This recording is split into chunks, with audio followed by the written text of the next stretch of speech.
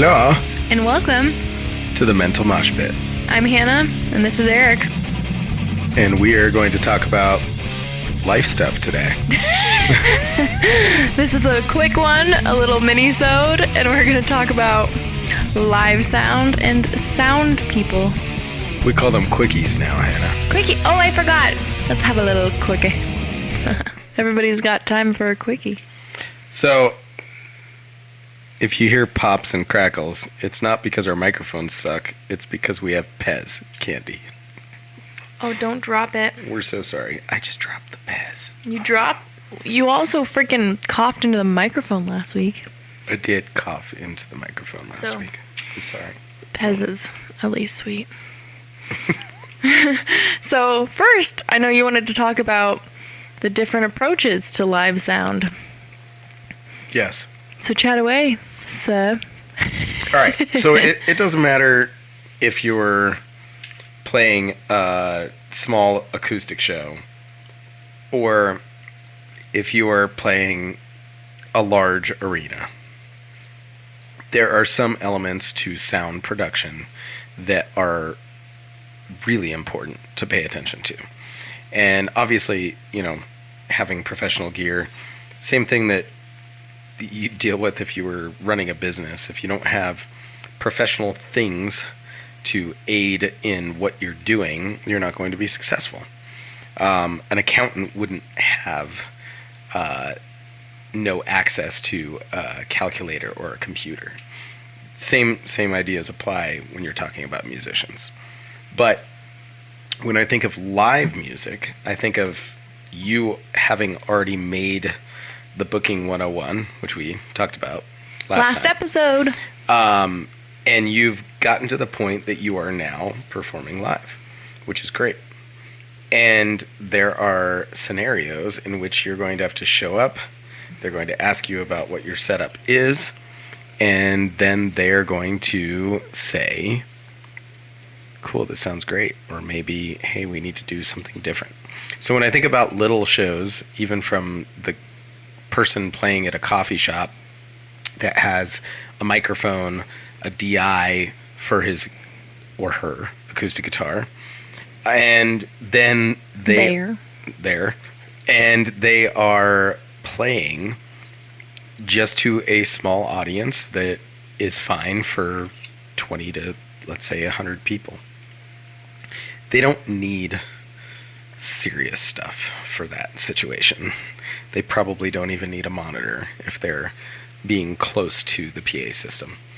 But then I think of like the opposite side, and I see a lot of musicians using in-ears and playing larger shows, playing in large arenas or big venues, and then that's a whole different ballgame. So I have a question for you, Hannah. Okay. What's a scenario where you've been in a music venue and you've noticed, gosh, this is a different situation than what I'm used to? Good question. I mean, I think definitely people with in-ears is different than what we do. So that's always different to me, where it's cool and it's intriguing, but it's not what we do. You know what I mean? Right. So their live sound is completely different from our live sound.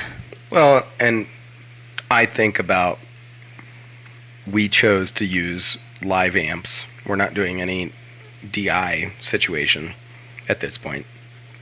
And we're not playing to a click. We have a drummer that is like playing to a click. But we are not having anything automated on what we're doing. And so we typically use the sound person's expertise in having monitors mixed for us by them, which is kind of a crapshoot. It's not always great.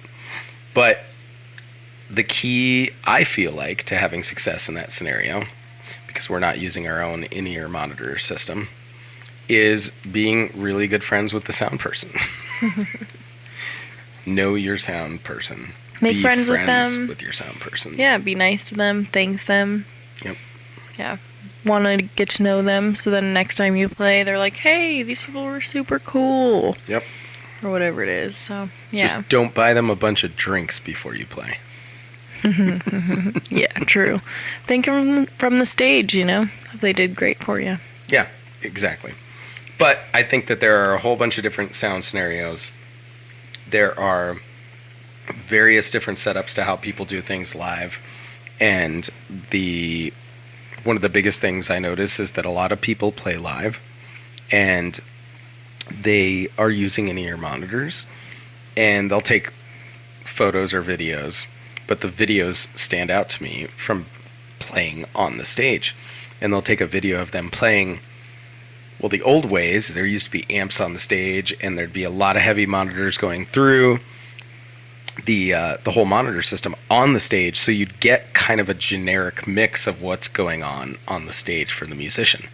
Well, now with people having in-ear monitors, it's like they have their Walkman or Discman, and they are getting their own mix that is seemingly completely different from what is actually going on in the room because it's via headphones. Yeah, totally. So I love when I see those videos posted. It kind of cracks me up because it's just a different scenario for sound. Mm-hmm. But backstage no longer has the perks that it used to have, to me, of being able to go see a band stage left and see them from the side stage and be like, cool, man, I can feel the resonance of their amps, and I can feel how that interacts with the drums, and then that vocalist is just right on top of that. Like, you just don't get that often anymore these days, which is why we do what we do. I use real amps on stage. I actually typically run stereo. I'm not going to do that much these days, but I typically run 2 cabinets on stage so I can hear myself anywhere, and I match it really well with the drums. So when they walk in, and I even bring my own microphones and my own mounting stands, they're like, cool, I just plug in here, I get full guitar, DI bass out, everything sounds good, and there's still a live bass cabinet on the stage. So it's a good blend. It almost sounds like we're at practice if you were to look at our stage side show. Yeah. But the biggest thing that I notice is that if I make friends with the sound person before we play, we typically sound better. Mm-hmm. Absolutely. Yeah, and be clear and concise with your sound person. Tell them what you want. Don't be quiet about it. If you know what you want, tell them. Let them know. Yep. They'll let you know what they can do for you. And some places, they try and have you not ask for what you want through the monitor during your set. Some places do. It kind of depends where you're at. Kind of a weird line with that one. Yeah, sometimes there'll be a typically stage right person that is above the whole stage area that's usually running the monitor system separately from the front of house crew. Right.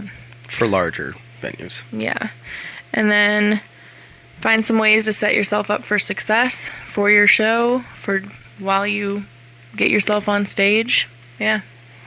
There will almost always be an email sent out beforehand with what the venue needs from the bands. Mm-hmm. I've been in a lot of bands that have either been just a little bit late in sending that stuff or not done it. And to be honest, that's a terrible marketing position to be in, because you could just easily send them an email and say, hey, we have these members playing these instruments and need this microphone situation, and we're going to send you these DI tracks out. And we also have this file for our visuals. If you have a projector, if you could project that on the screen behind. Mm-hmm. And then you show up to a completely different show. The sound person knows what you're doing. Yep. They have your media, and they know exactly what your stage plot looks like. Super important. Absolutely. Yeah. Send it ahead of time. Make it easy on yourself. Make it easy for them. They'll like you more that way. True. And if you're a sound guy, don't push anybody. Don't push, especially a female. Hannah has been pushed by a sound person. I'm still mad about it, okay? She's still a little mad about it. Yeah. I just don't understand why. I didn't do shit. Yeah, I don't get that either. But anyways, our quick little mini-sode. Quick, is that 10 minutes? Yeah, quick little 10-minute about sound, live sound guys. Eating Pez. Your little Pez. They're delicious. Like, all I can hear, that's not me munching. If you can hear it, it's Eric. I've been sucking on them all nice and sweetly. I'm not even... Eric's like... I'm not even usually a candy fiend at all, but that's delicious. You're just a little Been enjoying candy chewer. I mean, Pez. Delicious. Fucking Pez. Well... We love you all so much. We hope this comes in handy. We strongly believe that being armed with the best information for small venues all the way up to medium-sized halls and theaters, all the way up to larger places and you know, large theaters, coliseums, 1,000+ seating places. All this stuff comes in handy. It does. And it's not always easily learned. So we hope that you utilize it, up your game. We want to see everyone succeed, and we appreciate you. Yeah, we love you all so much. Come back next time for another little mini-sode. Yep. It's going to be on healthy habits, whether that's in the music scene or just in your regular life. So yeah, Yep. thanks. See you next time. Bye. Bye.